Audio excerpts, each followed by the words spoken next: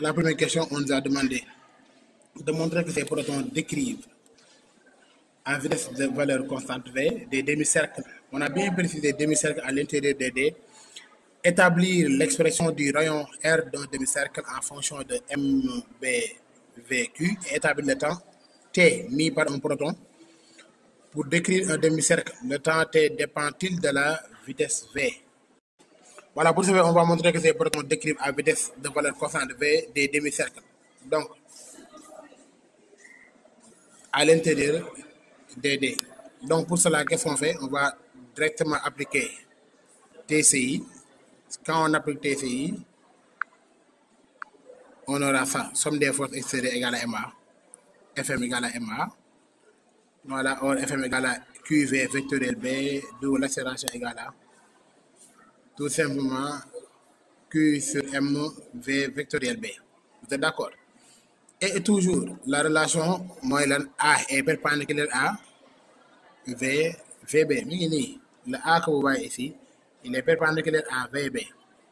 Vous êtes d'accord? Et A aussi est perpendiculaire à V. Parce que quand il est perpendiculaire à V et B, donc il est forcément perpendiculaire à B. Or, dans la base de Fresnel, qu'est-ce qu'on a? On a accélération normale égale à tout simplement accélération temps, accélération égale accélération normale puis accélération tangentielle. Normale perpendiculaire à V, donc A tangentielle égale 0, d'où D de V sur dt égale 0. Donc, quand on dérive une constante, on a 0. Donc, la vitesse, elle est constante. Le mouvement est uniforme. Pour montrer que le mouvement est circulaire, on applique A égale à accélération normale qui donne directement A QVB avec accélération normale égale V0 sur R, qu'il ne faut jamais oublier. Et on sort R finalement égale à MV sur QB. Vous êtes d'accord? Donc, ça, c'est le rayon de courbe. Donc, on dira que le mouvement est circulaire. Là, on a demandé le temps mis pour un proton du moins, pour décrire un demi-cercle. Un demi-cercle, la distance d'un demi-cercle, c'est toujours pi fois le rayon. Pour des tours complets, moins 2 pi fois R. Il ne faut jamais oublier ça. Voilà, du coup, ici, on aura vitesse égale distance sur temps. Donc, on remplace directement vitesse égale sur temps. On remplace distance égale à pi fois R. Donc, or, on sait que R égale à MV QV. On tire V, on aura finalement T égale à pi sur M sur QB. On devait demander de démontrer que T ne dépend pas de V. Donc là, ici, dans cette formule-là, on ne voit pas de V. Donc T ne dépend pas de V. Voilà. Après, on demande quoi?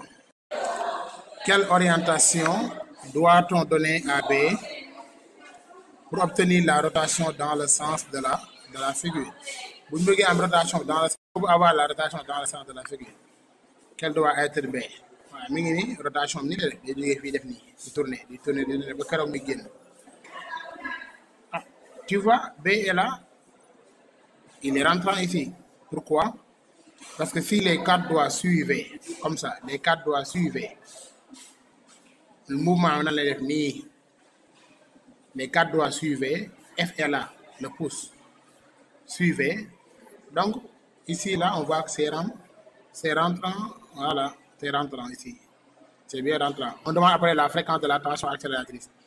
Or, fréquence N égale à 1 sur T. Or, on avait été pi M sur QB. On remplace. Pour un tour complet, il faut avoir T égale à 2T. Pourquoi 2T? Parce qu'on a pi fois rayon. Qu'est-ce qui reste? On multiplie par 2. Tout simplement pour avoir 2 pi rayons. Donc, directement N égale. Finalement, N égale à QB sur 2 pi M. Et l'énergie maximale, ça ne change pas. D'habitude, ce sont les mêmes formules qui reviennent. On pose énergie cinétique maximale égale à 1 demi de mv carré. Or, R égale à mvm. Voilà, on tire ici vm, qu'on va remplacer ici, comme on avait au carré, on prend le tout au carré. Toujours cette formule-là, ça ne change pas. Énergie cinétique maximale égale à Q carré, B carré fois R carré sur 2m. On demande d'habitude ça de déterminer l'énergie maximale, de montrer que l'énergie maximale égale à Q carré, B carré, R carré sur 2m. D'habitude, on demande de montrer. Là, si on calcule, on trouve directement les résultats. c'était ça. Voilà, initialité maximale. Donc, on va avoir le résultat en MEV. Donc, on divise directement par 1,10% moins 19.